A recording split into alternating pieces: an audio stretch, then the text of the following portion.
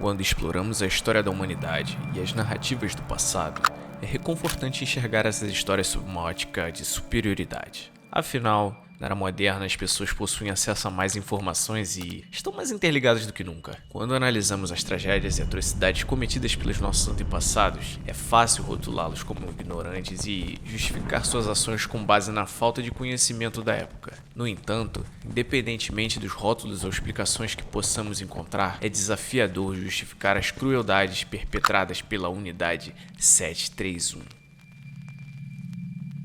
A Unidade 731 foi oficialmente um departamento de saúde pública no Japão durante a Segunda Guerra Mundial. No entanto, descobrimos ao longo dos anos que a verdade por trás dessa fachada é perturbadora e chocante. A Unidade 731 realizou experimentos humanos que são os mais sombrios e cruéis da história. O que eles fizeram em nome de um país e de uma ideologia foi inimaginável. Hoje, vamos mergulhar na história e na tragédia da Unidade 731 e testemunhar a injustiça incalculável que foi infligida sobre os inocentes. Mas quero avisar, este relato contém violência extrema, abusos horríveis contra mulheres, crianças, prisioneiros de guerra e civis, além de muita brutalidade humana. Não podemos permitir que esses horrores sejam esquecidos, correndo o risco de serem repetidos. Se você não tem estômago para encarar a verdade brutal, te convido a sair agora. Proteja sua sanidade mental antes que seja tarde demais.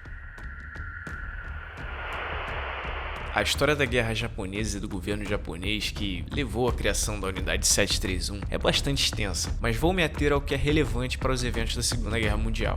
Em 1925, a Convenção de Genebra proibiu o uso de armas biológicas e químicas, pois durante a Primeira Guerra Mundial, uma das partes mais brutais da guerra de trincheiras era o uso de armas químicas. Embora esse tratado tenha dissuadido várias nações de usá-las, nem todas concordaram com a Convenção de Genebra, sendo o Japão Imperial uma delas. O Japão Imperial não hesitava em ser brutal, e o fato de as armas químicas e biológicas estarem proibidas não significava que eles deixariam de usá-las. Eles estavam dispostos a fazer experimentos com armas biológicas. O problema, do ponto de vista do governo japonês, era que era difícil testar a viabilidade ou a praticidade das armas biológicas sem uma população ou um grupo de pessoas, né? Afinal, você precisa testá-las de alguma maneira. Além disso, durante a década de 1930, o Japão começou a atacar o continente chinês, que, naquela época, estava passando por sérias dificuldades. Como parte dessa iniciativa de guerra biológica, é importante lembrar que, sempre que falamos sobre isso, o Japão Imperial tinha um forte preconceito contra tudo que não fosse do próprio Japão. Muitas das ideias que se manifestaram por meio desses experimentos e das ações do Japão na Segunda Guerra Mundial derivam de um sentimento cultural de superioridade. Uma superioridade tão forte que justificava dominar e controlar todos os outros. Por causa disso, vários membros do governo e das forças armadas japonesas viam qualquer pessoa que se opusesse a eles como menos que humanos, ou pelo menos que japoneses. Como mencionei, é difícil testar armas biológicas sem cobaias, então a unidade Togo decidiu desde cedo que a maneira perfeita de testar essas novas armas e ideias era usando residentes do continente chinês. Inicialmente, essas pesquisas eram realizadas em um local conhecido como Fortaleza de Zongma. A fortaleza era uma estrutura antiga semelhante a um castelo construído na Manchúria, na China, e foi adaptada para atender às necessidades da unidade Togo. Normalmente, eles traziam civis do continente chinês e os jogavam em várias celas da fortaleza, que haviam sido convertidas em celas de prisão. No início, os indivíduos eram alimentados adequadamente e mantidos saudáveis, então a experimentação podia começar. Os pesquisadores realizavam coisas como sangrar lentamente os sujeitos ao longo de vários dias, desidratá-los ou privá-los de comida para observar os efeitos no corpo e quanto tempo a pessoa poderia sobreviver com tudo isso. E tudo isso era feito em nome de uma melhor compreensão dos limites do corpo humano. Durante esses testes, os sujeitos também eram expostos a várias doenças, como a peste bubônica, e em diferentes estágios de infecção. Eram dissecados vivos e muitas vezes enquanto ainda estavam conscientes. Isso era feito para observar os efeitos de certas doenças nos sistemas internos das pessoas. Em comparação com o que esse grupo de pesquisadores deveria fazer, as coisas eram bastante tensas na Fortaleza de Zongma. Ressaltando que nesse momento eram pesquisadores e não soldados que estavam realizando esses experimentos. E embora fossem parte do governo japonês, não havia uma ligação direta com o exército japonês, e isso ocasionou alguns acidentes na instalação. Em 1934, uma ousada fuga da prisão permitiu que um grupo de prisioneiros escapasse para o interior da China. E no ano seguinte, uma misteriosa explosão devastou parte da fortaleza, reduzindo-a a cinzas. No entanto, mesmo diante desses eventos, o governo japonês demonstrou entusiasmo pelas abomináveis práticas de guerra e em 1936 concederam à unidade mais financiamento e acesso a reservas militares, incluindo soldados japoneses para a guarda e prisioneiros como cobaias. O grupo, outrora denominado Laboratório de Pesquisa de Prevenção de Epidemias do Exército, passou a ser chamado pelo sinistro nome de Departamento de Prevenção de Epidemias e Purificação de Água, sob ordem de Hirohito.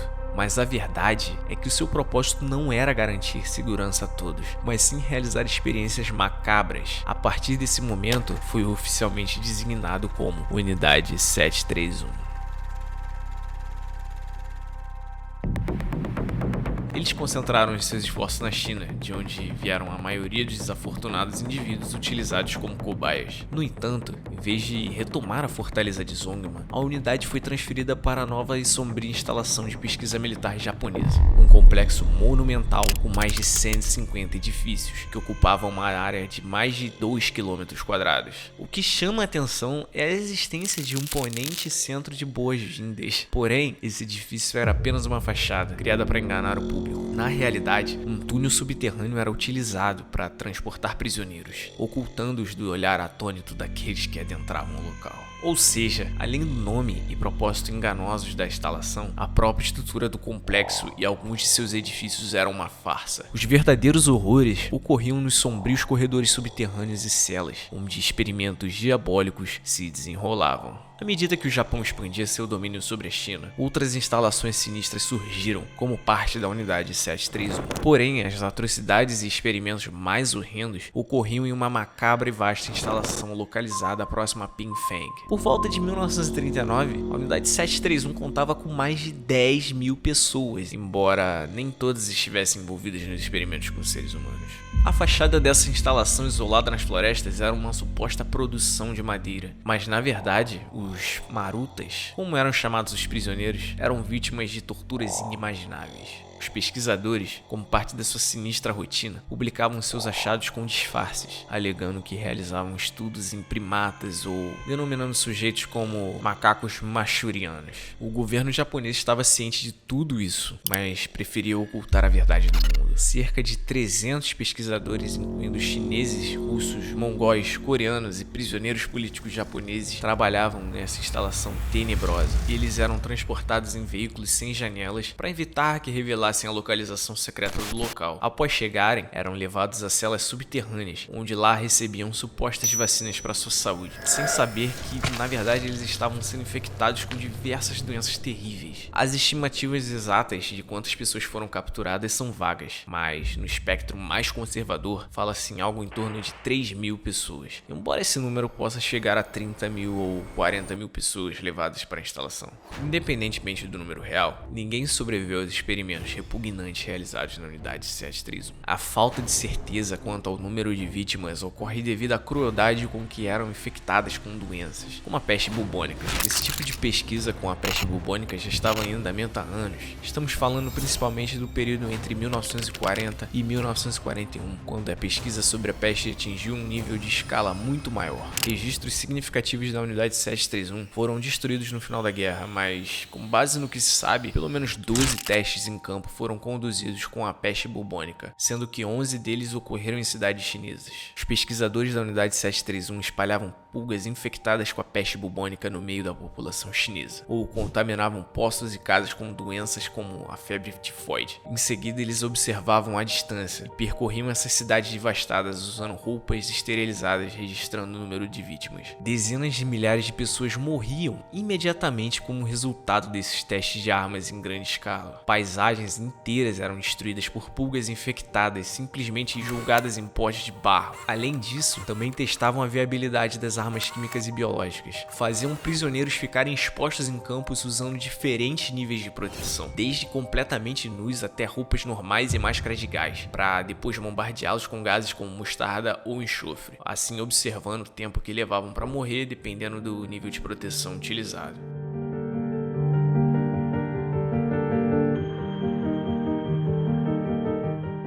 Outra área de interesse dos pesquisadores era a utilização de doenças venéreas como armas. Para isso, eles infectavam intencionalmente um grupo de pessoas com DSTs. Quando as injeções de DSTs não funcionavam adequadamente, eles forçavam, sob a ameaça de armas, prisioneiros do sexo masculino e feminino a transferirem doenças. Sim, daquele jeito. Em diferentes estágios da progressão dessas doenças, os indivíduos eram dissecados vivos para observar os impactos em seus corpos. Esses são apenas alguns exemplos das atrocidades documentadas e posteriormente confessadas. É perturbadoramente possível que tenham ocorrido coisas ainda mais horríveis, como a abertura de corpos ainda vivos e remoção de vários órgãos seguidos de sutura para observar as consequências. As atrocidades cometidas pela Unidade 731 são simplesmente repugnantes e chocantes. Adultos eram injetados com sangue de cavalo e água do mar, enquanto os membros eram congelados e posteriormente esmagados. Bebês com menos de um mês eram submetidos a temperaturas extremamente baixas, testando o tempo que levariam para morrer de hipotermia. Além disso, as pessoas eram incendiadas e submetidas a experimentos desumanos de desidratação.